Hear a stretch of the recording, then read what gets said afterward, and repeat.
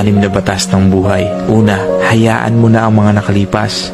Palayain mo ang sarili mo para hindi ka na maapektuhan kung ano man ang ginagawa mo sa kasalukuyan. Pangalawa, ano man ang iniisip sa iyo ng iba ay wala ka ng pakialam doon. Hayaan mo lang sila at magpatuloy ka sa ginagawa mo. Pangatlo, hindi naman palagi kang nasa ilalim. Malay mo baka bukas, umangat ka naman. Halos lahat ng bagay ay magiging okay pagdating ng tamang oras at sigurado pagtatawanan mo na lang ang mga nakalipas. Pang-apat, huwag mong ihugot sa iba ang kasiyahan mo. Hindi responsibilidad ng iba ang iyong kasiyahan, kundi ikaw lang. Ikaw lang ang magpapasaya sa sarili mo. Pang-lima, huwag mong ikukumpara ang iyong sarili sa iba at huwag mo silang husgahan. Hindi mo alam kung ano ang kwento ng buhay nila at kung ano-ano ang kanilang mga pinagdaanan at ang lakbay na kanilang tinatahak. Pang-anim, humiti ka lang o tumawa ka. Hindi naman ganun kahaba ang buhay para problemahin mo ang sarili mo araw-araw. Enjoy mo lang ang buhay.